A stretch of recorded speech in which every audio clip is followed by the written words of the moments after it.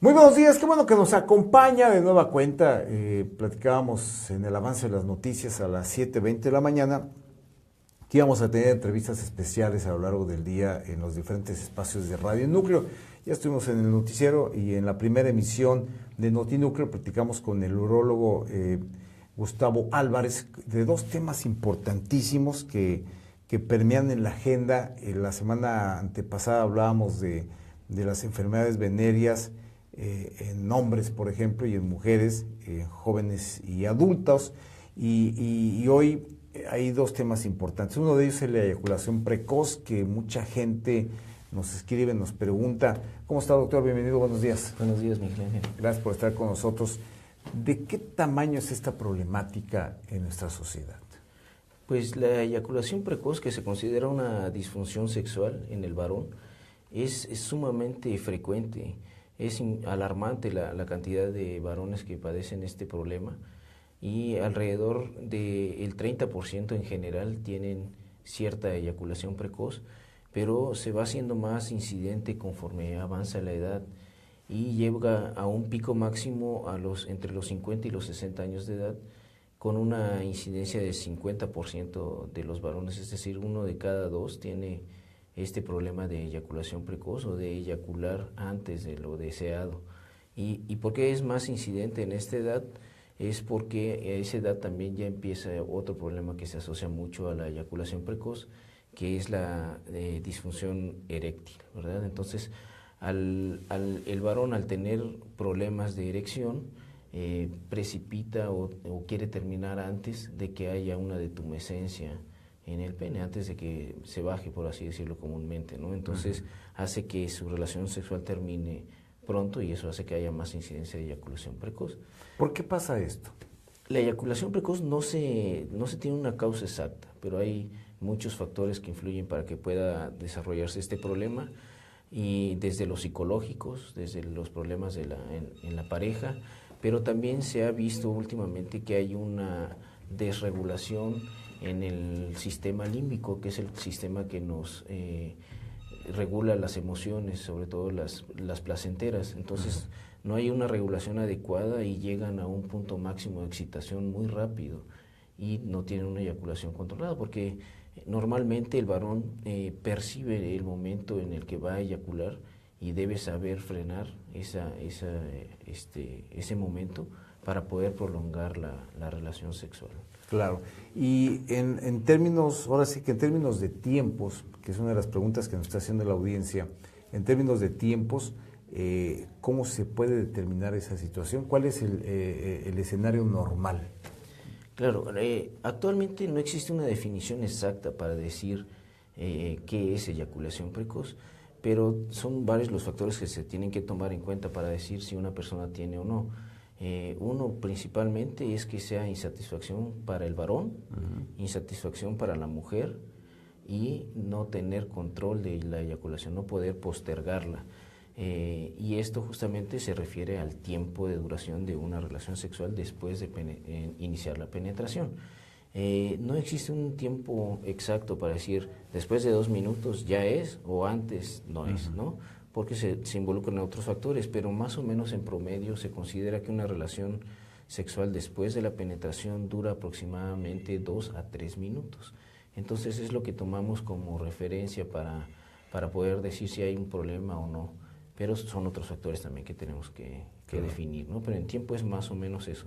Ahora, el tiempo, como comentamos hace rato, es muy importante porque existe una mala percepción actualmente de la relación sexual. Se cree por los videos que vemos, por la pornografía, que pues son escenas montadas, son actores y todo está planeado, y eso hace que tengamos una idea errónea del tiempo de duración, ¿no? Generalmente esos son videos que duran pues muchos minutos y sobre todo los adolescentes piensan que eso es lo normal y muchas veces llegan a consulta pensando en tener un problema de eyaculación precoz sin realmente tenerlo, ¿no?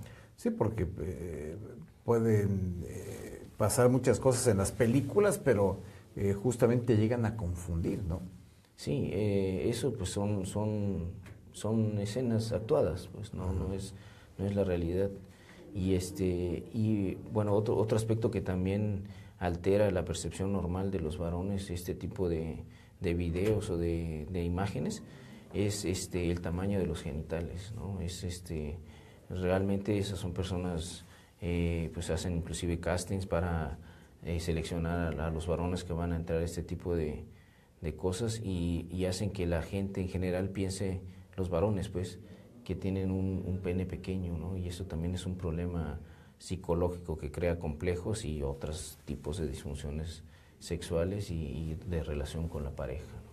Sí, porque tristemente los escenarios hasta de ignorancia, en esos términos, ignorancia médica, llegan a tener tantas dificultades, ¿no? Así es, y es un motivo de consulta muy frecuente ese tipo de dudas. Es motivo de consulta y también motivo para que no vayan a la consulta. No tienen un problema, pero dicen, no, es que me va a ver el doctor y pues no estoy muy dotado y me da mucha pena. Y eso inclusive hace que no vayan a consulta a tiempo y dejen progresar algún problema serio.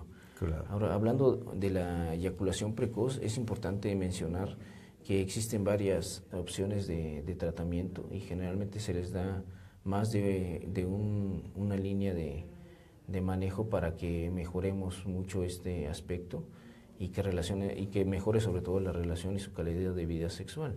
El tener la eyaculación precoz pues no va a traer un problema orgánico para el paciente, no va a demeritar su salud física, pero sí influye mucho en su psicología, ¿no? Y en su relación de pareja. Así es. ¿Qué tipo de tratamientos existen? Pues existen tres principalmente. El primero es la terapia conductual, ¿no? Hay que enseñarle al paciente de la inicio y parada, es decir, que él aprenda a sentir cuando hay la sensación de una eyaculación inminente.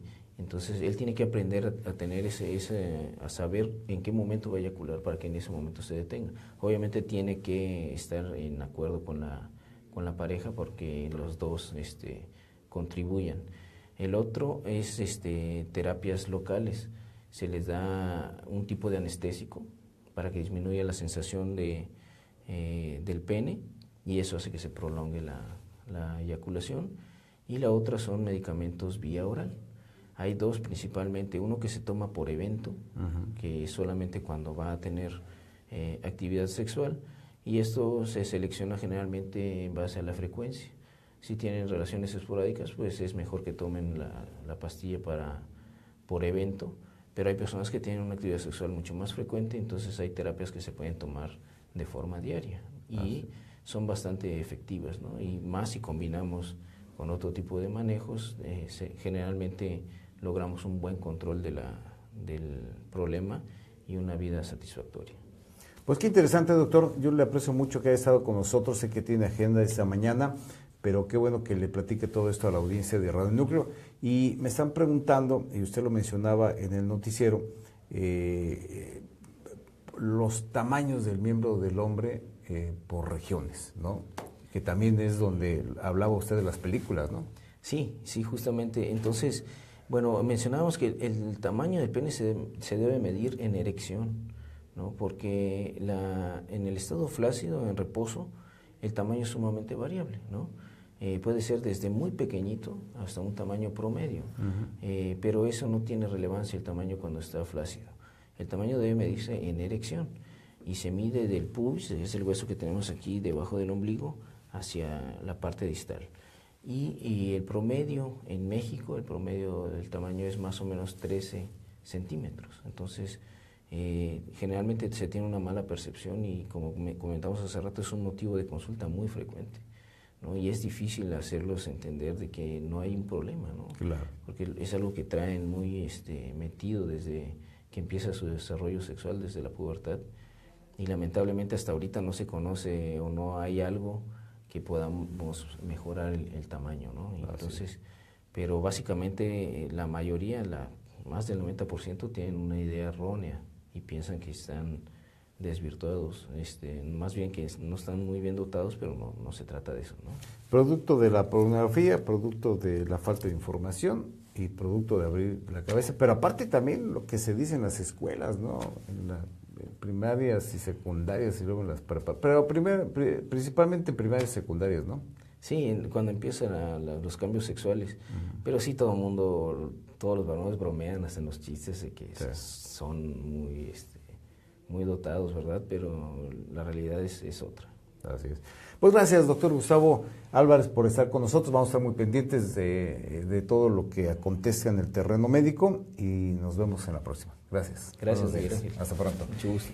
Regresamos en un ratito para hablar de asuntos en materia política. Ayer hubo un acuerdo importante del Consejo General del Instituto Nacional Electoral y a ratito vamos a hablar de este tema. Regresamos.